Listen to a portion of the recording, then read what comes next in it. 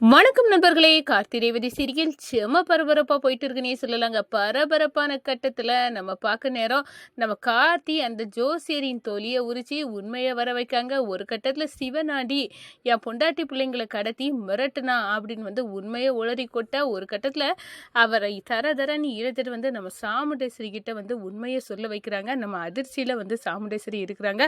இது சிவனாண்டியின் சதியா? நல்ல வேலை என் மக வயிற்றுல இருந்த என் குடும்ப வாரிசை நான் அழிக்காமல் விட்டேனே, அது வரைக்கும் நல்லது தான். கடவுளே, இந்த விஷயத்தில் சிவனாண்டி இவ்வளோ வேலை படிச்சிருக்கான் அப்படின்னு அந்த இடத்துல உணராங்க. தான் தவற உணர்ந்து, இந்த பாரு ரோஹிணி, உன் வயிற்றுல வர குழந்தையால் எனக்கு சந்தோஷம்தான் அப்படின்னு அந்த இடத்துல சாமுண்டேஸ்வரி ரோஹிணியின் தாய்மையை அரவணைக்க தொடங்கிட்டாங்கன்னு சொல்லலாம். அதை பற்றி தான் இந்த வீடியோக்குள்ளே பார்க்க போகிறோம். அதுக்கு முன்னாடி சேனலுக்கு லைக் அண்ட் சப்ஸ்கிரைப் பண்ணுங்கள் ஃப்ரெண்ட்ஸ். பக்கத்தில் இருக்க பெல் ஐக்கானையும் கிளிக் பண்ணுங்கள். அப்போ தான் நான் போடுற ஒவ்வொரு வீடியோவும் நோட்டிஃபிகேஷனாக உங்களுக்கு கிடைக்கும். வாங்க ஃப்ரெண்ட்ஸ், வீடியோக்குள்ளே போகலாம். ஃபஸ்ட்டு எடுத்த உடனே பார்த்தோன்னா ஒரு செம அதிரடியான பரபரப்பு கட்டன்னா நம்ம சாமுண்டேஸ்வரி ரோஹிணிகிட்டையும் மயிலுகிட்டையும் தெளிவாக சொல்லிடுறாங்க. நான் உயிரோடு இருக்கணும் அப்படின்னு நீங்கள் நினச்சாலும் சரி, உங்கள் பிள்ளை வயிற்றில் இருக்க பிள்ளை 2-3 வருஷத்துக்கு பிறகு வந்தது, அது உங்களுக்கு வாரிசு வேணும் அப்படின்னு நினச்சாலும் சரி, எனக்கு எந்த முடிவெடுத்தாலும் நீங்கள் 2 பேரும் எடுக்கிறதுல எனக்கு எந்த தடங்களும் இல்லை. இந்த பிள்ளைய நீ அம்மாவை விட முக்கியம் அப்படின்னு நினச்சா வளர்த்துக்கிடலாம் அப்படின்னு அந்த இடத்துல சொல்லிட்டாங்க. ஒரு ஜோசியர் இப்படி சொல்லுவாரா? இவருக்கு பேச்சில் எனக்கு சந்தேகமாக இருக்குது அப்படின்னு நம்ம கார்த்தி அந்த ஜோசியரை சந்தேகப்பட ஆரம்பிச்சிட்டாரு. ஒரு கட்டத்தில் பார்த்தோன்னா நம்ம சந்திரகலா அக்கா இப்படி ஒரு முடிவெடுத்தது நம்மளுக்கு நல்ல விஷயம் கிடையாது. நான் ரோஹிணிக வயிற்றுல உள்ள குழந்தைய அவள் அழிக்க தரதரன்னு கூட்டிகிட்டு போவான்னு நினச்சா, அவள் இந்த குழந்தை இருக்கதும் இருக்காத அழிக்கதும் நம்ம ரோஹிணி மயிலோட விருப்பம் அப்படின்னு சொல்லிட்டா. இதை ஒரு சாதாரணமாக விட்டுட்டா. நம்ம இப்படி விடக்கூடாது. அவளுக்கு மரண பயத்தை உண்டு பண்ணணும்.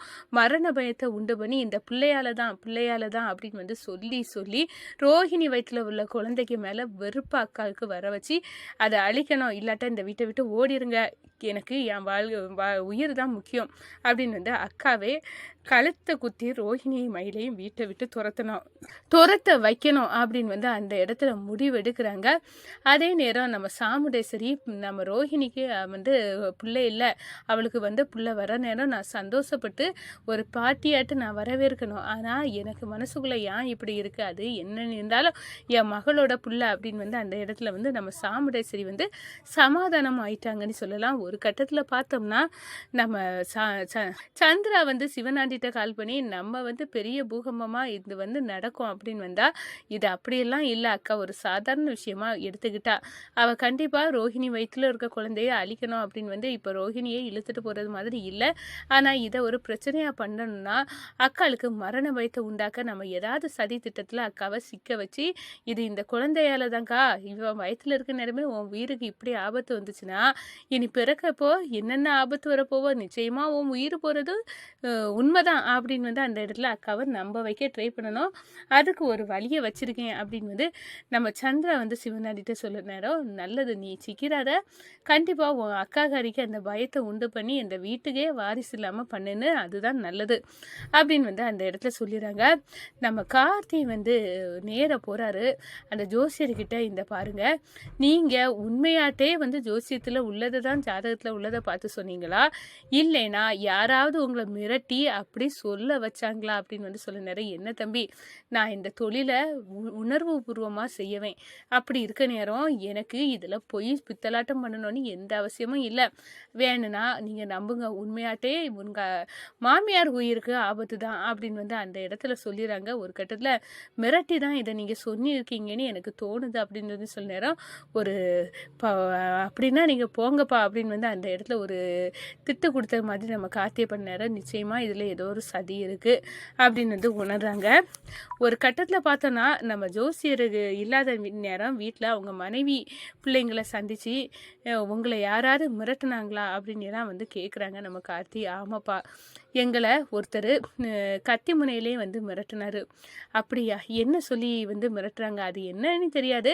என் கணவர்கிட்ட நீங்கள் இதை கட்டாயமாக சொல்லணும். நான் சொன்னதை சொன்னீர்னா உன் பொண்டாட்டி பிள்ளைங்களுக்கு எந்த ஆபத்தும் இல்லாமல் விட்டுருவேன். இல்லாட்டா அவங்க உயிர் என் கையில் தான் அப்படின்னு வந்து எங்களை கெட்டி போட்டு ஒரு கத்தியை வச்சு மிரட்டி எங்களை வச்சுருந்தாரு. ஆனால் அவர் எங்கே போய் என்ன சொன்னாருன்னு எங்களுக்கு தெரியலை. நிச்சயமா இதில் ஏதோ சதி இருக்குது. இது சிவனாண்டியோட வேலையாக இருக்கலாம் அப்படின்னு வந்து அந்த இடத்துல வந்து கரெக்டாக தூக்கிறாங்க நம்ம கார்த்தி. சிவனாண்டி ஃபோட்டோவை எடுத்து அந்த செல்லில் இருந்து காட்டுறாங்க. இந்த நபரா பாருங்க, ஆமாப்பா இவர் தான் எங்களை கத்தியால் மிரட்டினது. இப்போ எனக்கு நல்லாவே புரிஞ்சுது. கண்டிப்பாக உங்கள் புருஷனுக்கோ உங்கள் உயிருக்கோ எந்த ஆபத்தும் வராது, நான் பார்த்துக்கிட்டேன் இவனெல்லாம் அப்படின்னு வந்து அந்த இடத்துல சொல்லிக்கிட்டு நம்ம சாமுண்டேஸ்வரிகிட்ட இந்த இழுத்துட்டு போகிறாங்க அவங்க மனைவியையும் பிள்ளைங்களையும். அப்போ தான் இது யார் அப்படின்னு வந்து கேட்க நேரம், இது நம்ம வீட்டுக்கு வந்தார்ல ஜோசியர், அவரோட மனைவி பிள்ளைங்க அப்படின்னு வந்து சொல்ல நேரம், என்ன விஷயம் இப்போ அப்படின்னு வந்து சொல்ல நேரம், இவங்களை மிரட்டியிருக்கான் சிவனாண்டி. கத்தியை வச்சு மிரட்டி ஜோசியர்கிட்ட வந்து இப்படியெல்லாம் வந்து சொல்லுங்க, ரோஹிணி வயிற்றுல உள்ள குழந்தையால உங்களுக்கு உயிருக்கு ஆபத்துன்னு உங்களை சொல்ல வச்சிருக்கான் அப்படின்னு வந்து சொல்ல நேரம், அந்த அம்மா கிட்ட வந்து அம்மா சொல்லுங்க, இவர் சொல்லதெல்லாம் உண்மையா அப்படின்னு வந்து கேட்க நேரம், ஆமாம்மா எங்களை மிரட்டினாரு, அவங்க தம்பி ஒரு ஃபோட்டோவில் காட்டினார்ல அந்த நபர் தான் எங்களை மிரட்டி வந்து என் கணவர்கிட்ட நீங்கள் போய் சொல்லுங்க அப்படின்னு சொன்னாதான் வந்து விடுவேன், ஆனால் என்னை காட்டி கொடுத்தா அவ்வளோதான், அவங்கள விட மாட்டேன் உங்கள் பொண்டாட்டி பிள்ளைங்கள அப்படின்னு வந்து சொன்னார். இப்போ எங்களுக்கு நாங்கள் உண்மையை சொல்லியாச்சு, எங்களுக்கு என்னென்ன ஆபத்து வருமோ அப்படின்னு சொல்ல நேரம், கவலைப்படாதுங்கம்மா, அந்த சிவனாண்டியை நாங்கள் பார்த்துக்கிறோம் அப்படின்னு வந்து சொல்கிறாங்க. ஒரு கட்டத்தில் சிவனாண்டியை தொல்லியை உரிக்கிறாங்க.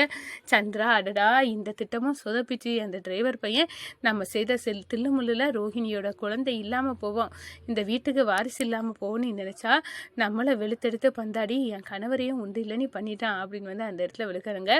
ஒரு கட்டத்தில் ராஜராஜா சொல்கிறாங்க, பாத்தியா சாமுண்டேஸ்வரி, இந்த விஷயத்துலேயும் நம்ம வாரிசு ரோஹிணி வயிற்றுல இருக்க குழந்தையால நம்மளுக்கு நன்மை தான் நடக்கும். அதே நேரத்தில் பார்த்தோன்னா இந்த சந்திராவுக்கு புருஷன் சிவனாண்டி சதியால் நம்ம ஒரு கணம் இந்த வாரிசை வேண்டான்னு தூக்கி எறிய பார்த்தோமே அப்படின்னு வந்து அந்த இடத்துல வந்து சொல்ல நேரம், ஆமாங்க இது எனக்கு இந்த வீட்டுக்கு வரக்கூடிய பேர குழந்தை, அதை அன்பாக வணைக்கணும். ரோஹிணி வந்து கன்சீவாக இருக்கிறது நம்மளுக்கு சந்தோஷம் தான்.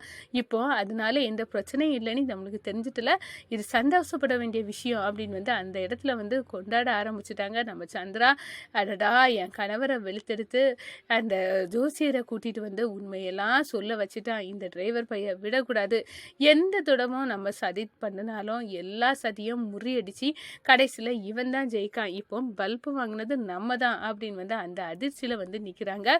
அதே கணம் பார்த்தோன்னா நம்ம சந்திராவுக்கு சிவனாண்டி கால் பண்ணாங்க.